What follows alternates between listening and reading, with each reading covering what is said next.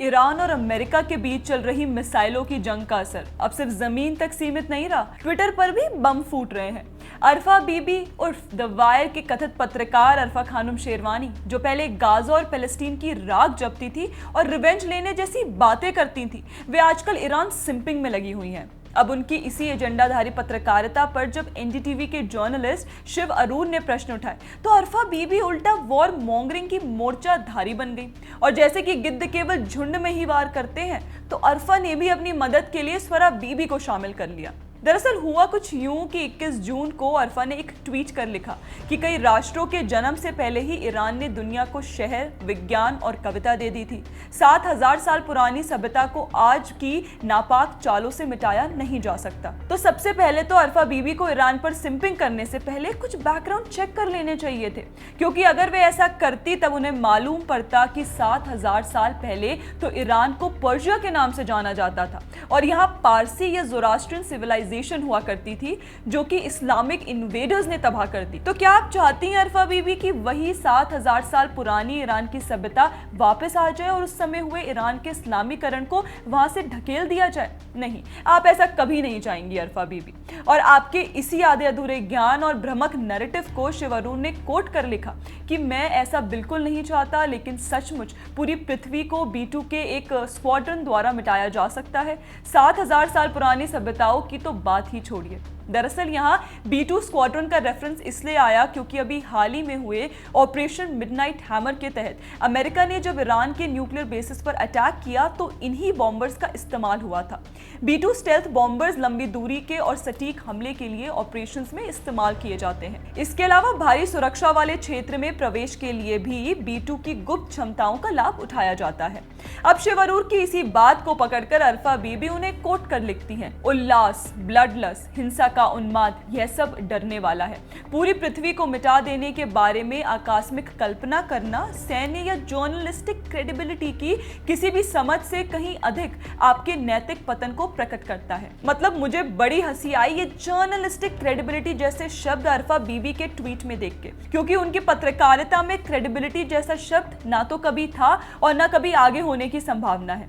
समय दर समय अरफा ने डरा हुआ मुसलमान जैसे भ्रमक नैरेटिव फैलाकर यह साबित किया है कि वे पत्रकारिता छोड़कर केवल भारत विरोधी प्रोपेगेंडा ही चलाती आई हैं। वे लिखती हैं कि उन्हें उल्लास, ब्लडलस्ट और वायलेंस से डर लगता है, पर क्या ये उनका ही कुछ दिनों पुराना ट्वीट नहीं था जहां वे युद्ध और रिवेंज की भावना को दर्शाते हुए लिखती हैं कि मिट्टी में मिल गए हैं इरादे यजीद के, लहरा रहा है आज भी परचम हुसैन का।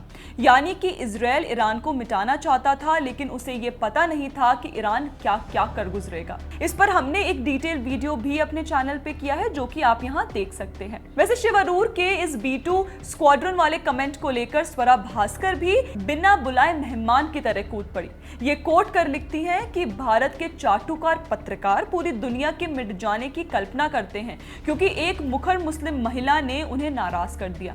पत्रकारिता और भारत के लिए यह कितना बड़ा अपमान है @NDTV। पत्रकारिता के नाम पर चाटुकारिता वाला काम तो अरफा बीबी और द वायर करता आया है, और इन्होंने तो झूठे नैरेटिव चलाने का खेल ही इतने बड़े स्तर का कर दिया था कि आखिरकार केंद्र सरकार को इसी वजह से इनकी वेबसाइट पर मई के महीने में टेम्पररी बैन भी लगाना पड़ा। और रही बात दुनिया को मिटाने या वॉर मॉन्गरिंग की, तो उसमें तो अरफा बीबी भी पीछे नहीं रही है। याद कीजिए पहलगाम आतंकी हमले के दौरान जब अरफा और उनका लेली गैंग सरकार को इंस्टिगेट करता था कि आपको पाकिस्तान पर हमला करना चाहिए, मुस्लिम नागरिकों को परेशान नहीं करें, और जब भारत ने ऑपरेशन सिंदूर लॉन्च कर पाकिस्तानी एयर बेसिस को नेस्ते नाबूद कर दिया, फिर यही गैंग एक्टिवेट हो गया डी एस्केलेट और से नो टू वॉर वाला नारा लेकर। अब अरफा की इसी बात पर शिव अरूर ने वापस से कल यानी 23 जून को उन्हें कोट कर लिखा कि ChatGPT के बिना इसे फिर से कहो अरफा। अब देखिए, ये तो हमें नहीं पता कि अरफा बीबी ने ये ChatGPT से कॉपी पेस्ट करके लिखा है या नहीं, पर इस बात को लेकर ट्विटर यूजर्स ने काफी मजे लिए। पॉलिटिकल अफेयर्स एनालिस्ट और सीनियर जर्नलिस्ट प्रमोद कुमार कहते हैं कि अरफा का कंटेंट तो सच में AI डिटेक्टर मशीन में 92% मैच किया। एक और यूजर विक्टर कहते हैं, शिव उसे बदनाम मत करो, हमारी बीवी ने अभी अमेरिका में 1 साल बिताया है, फेलोशिप प्राप्त की है, $100,000 से अधिक कमाए हैं और गहरे राज्य संबंध बनाए हैं। वह अब राणा अयूब की तरह एक इंटेलेक्चुअल पत्रकार है। जहां एक तरफ ट्विटर यूजर्स अरफा के कथित तौर पर चैटजीपीटी से कंटेंट कॉपी करने वाली बात पर मजे ले रहे थे, वहीं अरफा बीवी थोड़ा नाराज दिखी। तभी वे ट्वीट कर लिखती हैं, शिव क्या सच ने तुम्हारे अहंकार को इतनी बुरी तरह से चोट पहुंचाई कि अब तुम एक मशीन को दोष दे रहे हो? शब्द मेरे हैं, शर्म तुम्हारी है। तो दोस्तों, ये अरफा जैसे कथित पत्रकार जो खुद को सच बोलने वाली बहादुर पत्रकार के रूप में पेश करती हैं, वे असल में हर उस कथित आतंकवादी समर्थन और भारत सरकार विरोधी के साथ हाथ मिलाती हैं जो हमारी संप्रभुता को नुकसान पहुंचाने के प्रयास करता है, जिससे हमें सतर्क रहने की जरूरत है। आप लोगों का इस पर क्या कहना है, प्लीज हमें कमेंट करके जरूर बताएं। बाकी अगर आपको हमारा चैनल पसंद आता है तो प्लीज हमें फॉलो भी कर लें। जय हिंद।